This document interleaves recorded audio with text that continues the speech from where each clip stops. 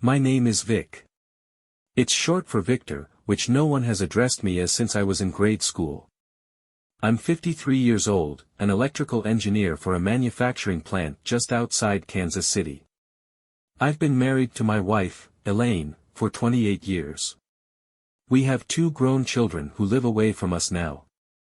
Elaine is an elementary school teacher in the city.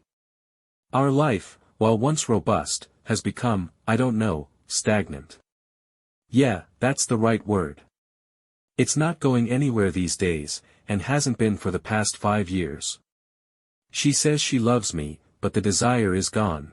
I asked her if she wanted a divorce, and she said absolutely not. She also said that wasn't permission for me to fool around. That would change her mind about a divorce. So I'm in a bit of a bind. I've done pretty good money-wise, but not so good that I could afford to lose half of what we have in a divorce.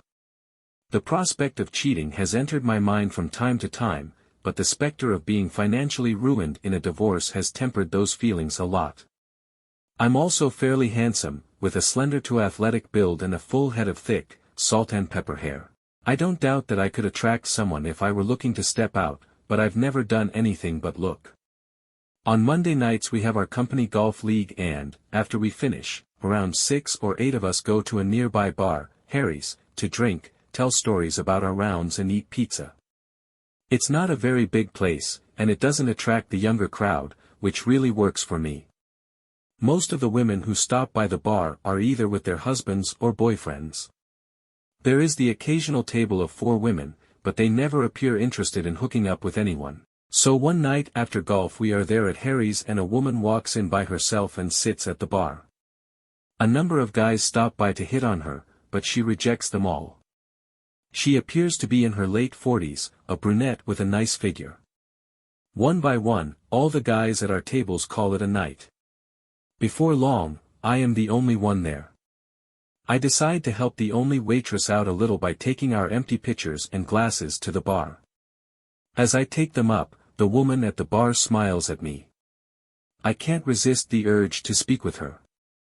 Hello, there. My name is Vic, I offer. I don't believe I've ever seen you here before, and I'm something of a regular here. I had no illusions about her replying to my introduction, but she surprised me. Hi, she said. It looks like all of your friends have deserted you. Yeah, they all have to get up early for work. I go in a little later, so I can stay up. May I buy you a drink? That would be nice, she said. You can sit here with me if you like. I sat down on the seat next to her. We introduced ourselves and began to chat it up a bit. Her name was Cheryl, divorced and living alone. She worked in the investment area at one of the banks in the area. She had been divorced 3 years and, from the sounds of it, didn't do too much dating. I explained that I was married. It didn't seem to bother her or stop her from talking to me. We talked so much that we lost track of time and only stopped because Ernie, the bartender, announced last call. We had one more drink and prepared to leave. I offered to walk her to her car. When we got there, she told me that she only stops here on Mondays and Wednesday. She wanted to talk some more, but she didn't want to cause problems with my golf group. I agreed to stop by on Wednesday. She said that would be nice and that she would be here. A kiss at the car seemed inappropriate, so I offered my hand. She laughed and shook hands with me. If you are here Wednesday, we're gonna have to do something about that handshake. She said goodnight, got in her car and was gone. I was looking forward to Wednesday night. All day Tuesday I couldn't stop thinking about Cheryl. She had a very pretty face to go along with her figure and her personality matched her looks. I told my wife that I was going out with some of our suppliers and she was okay with that, saying not to make too much noise when I got home. She hits the sack early after grading papers, so my evenings are usually all to myself. On Wednesday I was in a really good mood and everyone in the office noticed it. In fact, one of our administrative assistants, a very attractive woman named Nancy, said that whatever had me in such a good mood should be sold over the counter. While I am never in a bad mood at work, it was clear that Nancy and others approved of the newer version of Vic. As long as they didn't know what I was up to, they could think whatever they wanted. I left work at 5:30 and by 6 o'clock I was walking into Harry's. There weren't too many people there, and none that I recognized. That was good. I scanned the bar and saw Cheryl sitting at a table in the far corner. She had a blouse on that fell off her shoulders. Her dark brown hair was pinned up, highlighting her face. I walked over to her and said hello.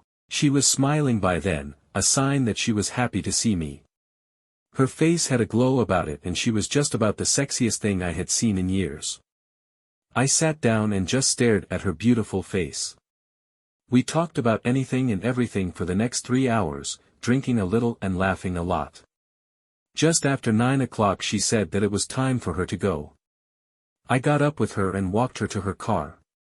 This time there would be no handshake. She was leaning against her car door and I just kissed her lightly on her lips. She seemed to like it, but then she put her arms around my neck and pulled me closer, giving me a real kiss. Before we could go any further, she broke it off and wished me a good night. She then got into her car, started it and drove off. I stood there, stunned at how much I enjoyed the kiss. As I fumbled in my jacket pocket for my keys I felt a slip of paper. It was Cheryl's cell phone number and a note. It said, "I'll be here Monday if you want to stick around after your friends leave." She had drawn a happy face below the phone number. Friday night my wife went out with some of her friends from the school and I was planning an evening of watching television. My mind wandered and I remembered the note. I took a chance and dialed it. When Cheryl answered it I told her that I hoped I wasn't interrupting anything. "I was wondering if you'd ever call me," she said. "I really enjoyed seeing you Wednesday night, especially the ending." I told her that I hadn't had anyone kiss me like that in years, and that I couldn't wait until Monday. She laughed and said that she would be there. I spent the weekend wondering if I was being foolish. For every reason I came up with against seeing her, there were 2 or 3 in favor of it. I just wondered where this would lead, and whether I was willing to seize the opportunity and act upon it. I decided that I would pursue this with caution. I really liked Cheryl, but I had to be careful not to draw too much attention to what we were doing. Monday played out just like the previous week, with everyone going home and me staying behind, with one exception. Cheryl didn't show up. I was getting ready to leave and the door opened and she walked in. She sat down next to me at the bar and began to talk. "Look, Vic," she began. "I don't know where this is headed, but I really like you. I know that you are married, but you aren't happy in your marriage. I'm willing to be discreet or anything it takes to keep this quiet and not get you in trouble. I wanted you to know that up front. If you want to walk away, I'll understand, but I'm willing to give you some of the happiness you deserve." I was stunned. I hadn't expected to hear this from her and I really didn't know what to say, so I simply took her hand in both of mine and held it tightly. Her eyes glistened as she held back her tears. "I'm in," was all I said and she smiled. It went on like that for 3 more weeks, with me walking her to the car and sharing a deep, passionate kiss with her. It never went further, and I didn't push her to go further. Just about every Friday night I would call her and we enjoyed the sounds of our voices. One Wednesday night as I kissed her goodnight she asked me to get in the car with her.